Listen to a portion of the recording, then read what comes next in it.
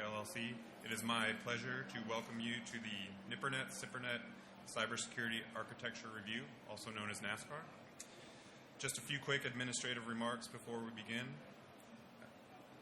We will be taking questions at the end of the session. There's a microphone right here in the center aisle. Please come up to the microphone to ask your question so that the entire audience can hear. Also at this time, please silence your mobile devices. And finally, the session has been approved for CompTIA continuing education units and GIAC continuing professional education credits and may support other continuing education, certification, and maintenance requirements. We will provide the documentation of attendance at the session as a member benefit for AFCEA members. If you get your badge scanned at the conclusion of this session, Ms. Regina Dahl here will have the scanner and will be in the back after the session is over. If you are not a member and you would like to receive documentation, you can still get your badge scanned and stop by the AFCEA booth 725 to join. It is now my pleasure to introduce this morning's speaker, Mr. Pete T. Dinsmore, Risk Technology Executive, Defense Information Systems Agency. Mr. Dinsmore has been with DISA since March of 2014. Before joining DISA, he worked at Johns Hopkins Applied Physics Lab for 10 years and was the principal computer engineer for Trusted Information Systems. He has over 25 years in cybersecurity, going back to the Orange Book days. You can find his biography in the symposium app if you would like more details. So without further ado, please join me in a warm welcome for Mr. Pete Dinsmore. Thank you. As he said, I'm going to be talking about the NIPRNet, SIPRNET Cybersecurity Architecture Review today, which we pronounce Nascar. It's just a way to pronounce it. So if you were expecting the racing suit and the helmet and everything else, sorry to disappoint. My team was going to have me wear it, but then the ethics officer said I couldn't wear it with all the ads, so sorry. So Nascar is a joint effort. This is the only presentation you'll see on a different background. It's not on the DISA background, to signify that it is a joint effort between DISA, NSA, the DoD CIO, with a lot of support from U.S. Cybercom, DC-3, and the Combatant Command Services and agencies. And that team has undertaken to try to work on one of the really hard problems, which is how do we decide which cybersecurity solutions to use? So first, the required disclaimer, nothing I say can be held against me. So what is Nascar? It's gotten referenced a couple times. So Nascar was set up to try to answer the really hard question of how do we decide, how do we have insight and the knowledge necessary to make prioritized capability decisions to enable dependable mission execution on both the unclassified and secret fabrics. So when you decode that, it's really talking about which cybersecurity solutions we need and how much is enough and where can we take risk. So dependable mission execution means allowing the mission to continue, but it doesn't mean risk-free. So NASCAR is all about deciding where the risks are and where the priorities are, because cybersecurity really is all about risk management. It's not about being risk-free. And how do we do that? So we're doing that by going about evolving the cybersecurity architecture, which is really code word for what's embodied in the cybersecurity reference architecture, and evolving that as necessary. We're not creating a new architecture. We're working with the one that we have and evolving as necessary and creating an implementation roadmap. What do we want to do next? What's the most important next step to take? And how do these steps interrelate to each other? How are they dependent upon each other? Based on an end-to-end holistic review. And that's one of the new pieces, is NASCAR, and I'm going to show you, is a framework for reasoning about cybersecurity from the endpoint to the internet and incorporating everything in between. We have a lot of projects that are looking about how to provide the best cybersecurity at their point in the network or in the architecture. And we're about looking at the entire architecture, desktop to internet, and how do they interrelate and overlap. And it's both the current security architecture and our implementations and plans. implementations really mean where are our warts? What isn't fully deployed? What isn't fully utilized? So where can we make decisions to improve that without a large new capital investment, and where do we need new investments? And what are our plans? What is planned to go out? When is it going out? How does all that relate? And the other really important factor of what we're doing is we're creating a solid rationale using the cyber kill chain, taking an adversary perspective, looking at our defenses the way an adversary does, and say, where can we mitigate the adversary, and where are we having difficulty mitigating the adversary, and using that to decide where should we invest in next. And that's informed by our current classified and unclassified threat data. Not only what could the adversary do, but what is the adversary doing, and where are they doing it today, over the past year versus 5 years ago. And the classified data might give us different insights than the unclassified, but even the unclassified data gives us a lot of insights about what we're seeing most of and what types of techniques the adversary is using most heavily. So where does Nascar fit in to the overall DoD governance structure is also one of the questions that gets asked.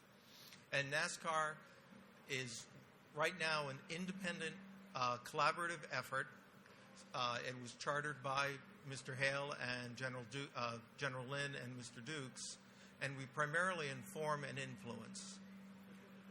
So we inform and influence some of the budgeting decision-making bodies within the DoD CIO, so the ESSG being one of them, the Enterprise Solutions Steering Group, the CCWG under the ESSG. There's also an architecture working group under the ESSG, as well as the DoD CIO portfolio management. We inform our results to some of the various architectural bodies within the DoD, such as the JIE XCOM, the C5LB, and some of the enterprise architecture boards. We take as inputs the leadership objectives for the questions that they've asked of NASCAR, as well as our security baselines and the threats that we see going on. And I'm going to talk more about the process that we use to then create our RAOs. You'll see RAOs on a couple slides. That's recommendations, affirmations, and observations. So what we get out of NASCAR are recommendations, which are a change to be made to our security posture or our acquisition posture. Affirmations are really saying that our analysis shows that a choice we made is doing what we needed to do, keep doing it.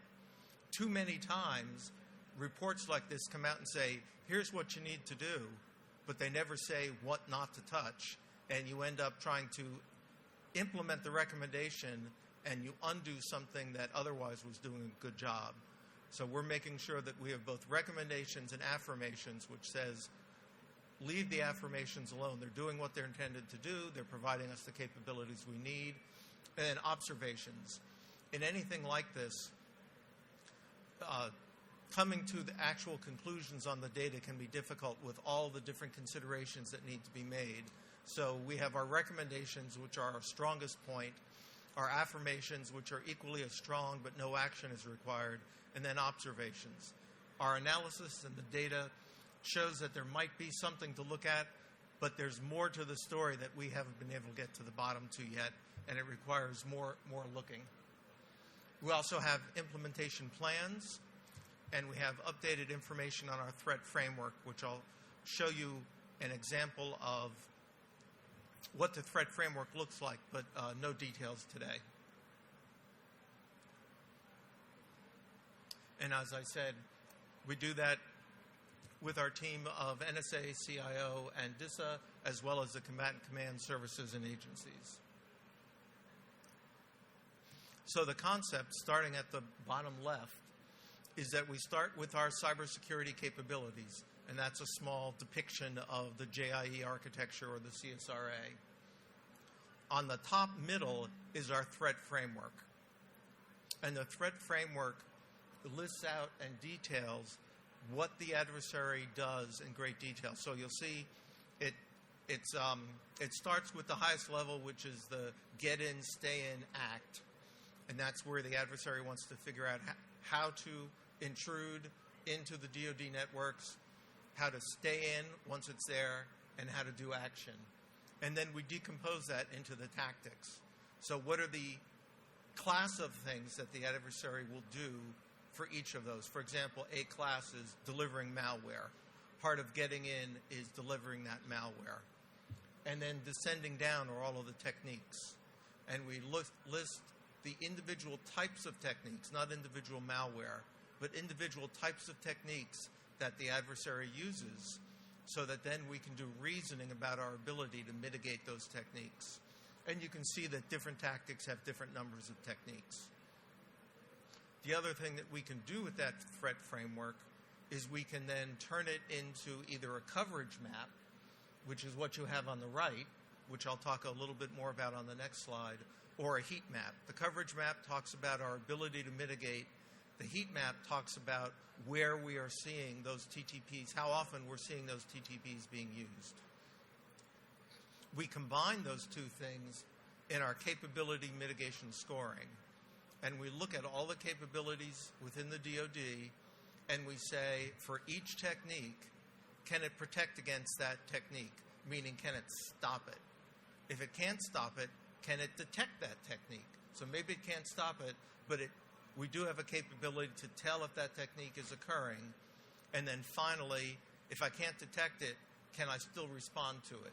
Can I detect it at a later time, or can I take some action at a later time to still mitigate against that technique? And when you look at all of the different techniques that we're tracking, for our first spin, it was about 120 separate techniques that we looked at, and you look at all of our capabilities, it turned out to be about 36,000 different scoring data points that we then integrated into our overall analysis. And then the analysis comes out with, on the upper right, a coverage map of which techniques are best covered in terms of our ability to either protect, detect, or respond on them. And from that, we were able to prioritize our areas using the coverage map and heat map data, as well as we did some brainstorming to talk about paradigm shifts. What might it look like if we do something completely different, and what are some ideas to completely change how we do cybersecurity, and what would they look like, as well as implementation plans. How long would some of these ideas take to actually implement, and how do you have to stage them to implement them to have the effects we're looking for? So just a little bit more example on the threat framework and the coverage map. So as I said, the threat framework, each box descending is an individual technique, and we then scored for each individual technique how well it mitigated, how well our capabilities mitigated that technique, either protect, detect, or respond. And that gives you that color map of red being it doesn't mitigate it very well, yellow meaning we have some mitigation, or green meaning we have a lot of mitigation. And this is not an actual example, this is all made up data. But then you can then do analysis of, what if I add this capability? What if I finish deploying this capability? Then what would the heat map look like? And then you can see an as-architected heat map, or coverage map, where you can see things getting more green. And this allows you to look at our investments and our capabilities from how we are lined up against the adversary and say, do I like it? What am I worried about? The goal, of course, is risk mitigation, so it is not turn the whole thing green. It might be okay if it's yellow in some areas, because again, this is looking at how the adversary achieves their final objective, and as long as you stop them along the way, they're stopped from their final objective. You might want to try to stop them as far to the left as you can, but the other thing that this shows us is the adversary comes at you from every direction. So not every attack and every adversary starts on the left, comes through the network, exploits, persists, moves laterally, and then takes some effect. Some adversaries might come in through supply chain, through insider threat, through other means, where they're going to pop up in the middle of this attack life cycle. So it's also important to realize that this gives us a framework to think about it holistically, but not think about it just linearly. So as we look at the results, it's important to remember, or if other folks use a similar methodology, it's important to remember that the adversary doesn't have to start on the left and move through the way we anticipate. But we have been able to identify some areas that we think are key to stopping any adversary, and some areas that we think we can take risk in, saying, you know, if we allow that technique to occur, it doesn't achieve the final objective, and it's a step along the way, and we have good ability to mitigate before that step and after that step. So we're just going to take risk and not worry about mitigating that particular step. And that allows us to be good stewards of our dollars, because at the end of the day, the budgets available for cybersecurity capabilities are either stagnant or decreasing, and we need to figure out how to best use our dollars. So out of this, you can also then start to reason, what would this look like if I take something out? Which will also allow us to say, where are we overinvested? And where can I take risk by taking some of the capabilities out and then still maintaining the coverage that I'm looking for? How often do we do this? So now I want to talk about how we're proceeding along this process, and that is that we're implementing Nascar as an agile process on a spin concept. Rather than doing one big monolithic, we've done the analysis, we've done the report, and we're done, we're implementing it as an agile methodology with every 90 days taking a new look, and every 90 days adding capabilities, adding questions, adding ability for analysis, and adding new threats. So we add in new techniques that we've learned about or discovered or weren't able to address. We add in new analysis techniques, and we add in new questions and capabilities every 90 days, which allows us to be reactive to what's going on in the environment, rather than saying we'll get back to in a year with our next report, because that would not make NASCAR very responsive and we would not really have the ability to inform the POM process or the budgeting process or the year of execution process. So we want to be able to have recommendations that might affect year of execution.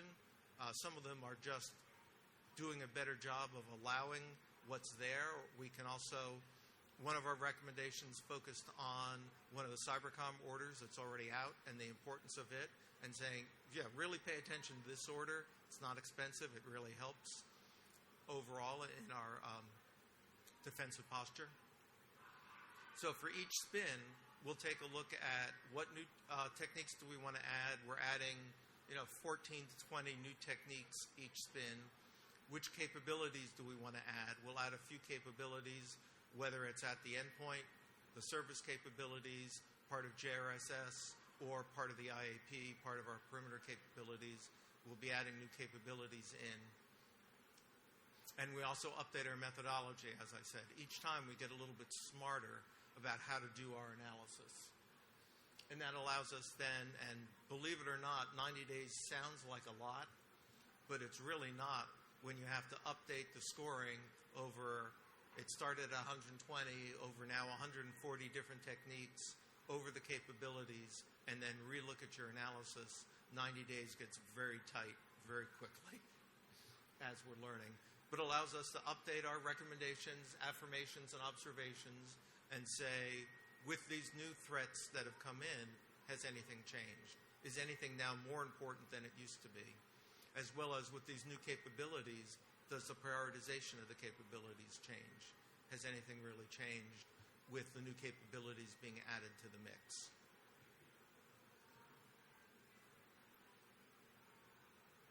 So our spins, we just finished our spin 1 in April, and we're working on our briefing for that, and we've started our spin 2, which ends on June 30th. And if, for those of you, there's a report that's due to Mr. Hale and the CIO and then the CIMB on June 30th with our results.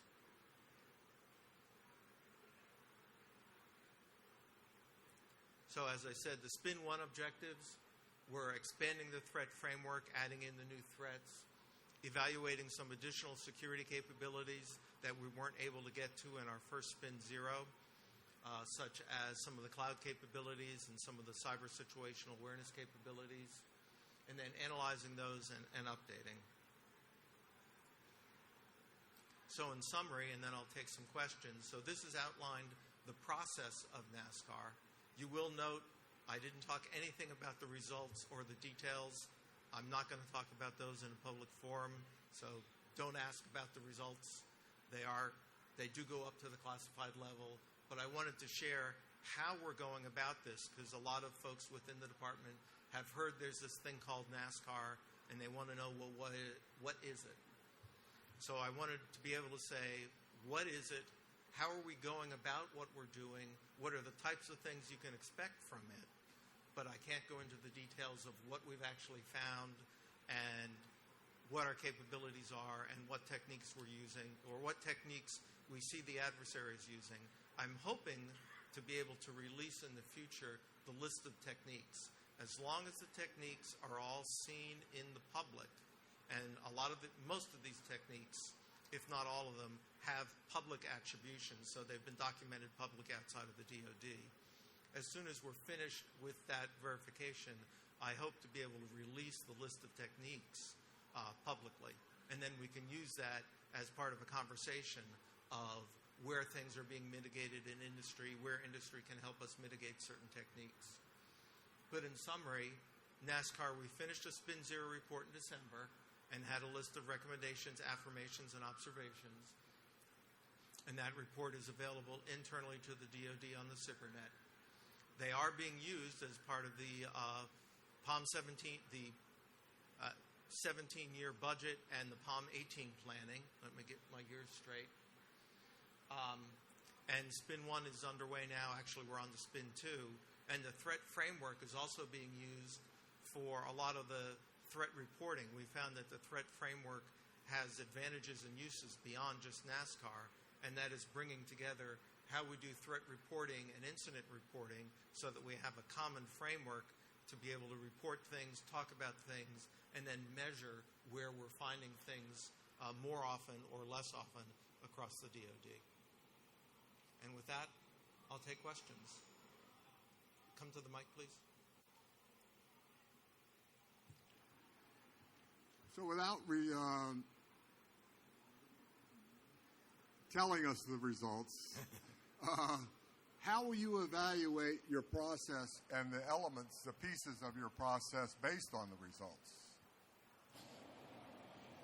What we're going to do is we do vet our results with the actual defenders, and we'll be able to measure then over time how the heat maps change. So if we have a heat map today that's showing this technique is used a lot and we don't have good mitigations for it, as we add the mitigations for that, we'll be able to see the results in the heat map that we should see less use of that technique as we add the mitigations for it. And that'll give us that feedback loop to validate the results. Hi, thank you very much for your presentation. You talked in your architecture about the interrelationships and interdependencies. Are you looking at an orchestration layer that allows you to be more agile in your defenses and do more orchestration of your defenses? So it's not looking at the tools as individual tools, but maybe the capabilities of them as tool sets. Is that part of your architectural tool or your architectural analysis and review? It is on the capability list. So, and one of the things I talked about each spin, we update our methodology and update how we do our analysis. One of the things for our next spin is really looking at how we incorporate an orchestration layer into that analysis. So it's not in the results today, but it is on the plans because it has some different aspects of how we analyze the added benefits of an orchestration layer that aren't in our ability to analyze today. But we've started thinking about it, and it's definitely on our roadmap. Thank you.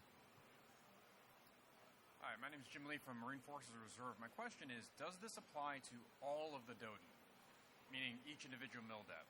Yes. And then my follow-on question is, did you talk to any of the base posts and stations of those MILDEPs? Because each enclave on each base post and station is vastly different. So your roadmap is going to be different based on that locality. Right. We are working with so we haven't spoken with each base post camp station. Obviously. We are working with service reps representing each service. Now, are those at the Cybercom level, the MAR4 Cybers? Because their view of reality is often different than the actual reality at that end-user workstation. Right. So we're working with the representatives given to us by the services. So they probably do come out of the CIO shops, the architecture shops, not down at the lower echelons. So then my recommendation to you is try to get embedded at the lowest echelon, because if you're talking about going down to the computer level, those are the folks you need to talk to, not the intermediaries that you have depicted on your GIE diagram. Right. So, all right, thank you. Hello, Anthony Harris, Defense Security Service. I didn't hear you mention the risk management framework that exists. Is NASCAR intended to be a part of the risk management framework or something separate? It's really something separate, because the risk management framework is looking at how you decide on risk and apply a set of controls. And we're looking at risk from the adversary threat perspective. And eventually, we've been looking at it from architectural capabilities. You can, at some point, map some of the controls to those capabilities. That's, again, something that's on our to-do list, is talking about how do these threats and our threat information inform RMF decisions, and how do the RMF controls line up with some of our recommendations. So we're aware of that. And again, integrating all of these different concepts into one framework for reasoning is not easy. And we're trying to do it. One of the things we're working very hard to do is to make sure that our results have traceability and transparency, so that when we make recommendations, we can trace them back and say, here's how that recommendation comes about from data that we've collected, and not from the best idea that a bunch of folks had sitting around the table that week. Okay, thank you. Hi, thanks for the presentation. A lot of the material presented had to do with the adversary and the techniques and tactics and so forth. Another great way to reduce the attack surface is to look at what the legitimate behavior is, basically try to lock that down, try to understand what the real use cases are, and then limit things in that way. So is there something within this framework that looks not so much at the adversarial tactics, but more like permissioning what are the legitimate things and tools of that sort? Well, that becomes a potential capability, because some of the techniques can be mitigated with that sort of approach, some can't. So on the capability list, some of the capabilities, a capability might be an intrusion detection system. And that capability might be based on some sort of machine learning algorithm, which really would embody what you're talking about, learning normal behavior, detecting abnormal behavior. That's just one of the types of capabilities we might score against all of the techniques. And then you can say which techniques are even observable from that methodology, and I can tell you not all of them are. And that allows us to reason, how do we get the best set of capabilities to cover the technique landscape? I see, thank you. Hi, thanks for the presentation. It's a two-part question. First is, where are you getting your threat modeling information, if you can share that? For example, are you getting it from the Einstein program, from the civilian agencies? That's one question. Number two, part of your RAO, are you sending those, let's say, the signatures you feel should be implemented in the SOCs back to the industry partners? So none of these are signatures. They're really just capability recommendations. Where do you need a firewall? What capabilities does the firewall need to have? Looking at what we have today, what techniques are being mitigated. So it's not signature-based. So it's more investment and implementation recommendations. So it wouldn't be to a SOC as much as to the folks, the 8s and the 6s that are implementing these things. And we are sending those recommendations back through those channels. And what was your first? Where are we getting the threat data? Threat data. From within DoD incident reporting. is there any collaboration with the Einstein program or if the Not with the Einstein program right now. The only collaboration, we do have collaboration with industry partners through DC3. Okay, So thank you. we've had DC3 actually as part of the NASCAR team from the very beginning.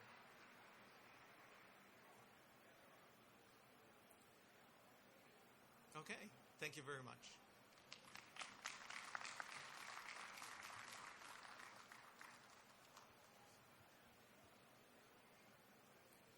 The badge, your badges can be scanned in the back.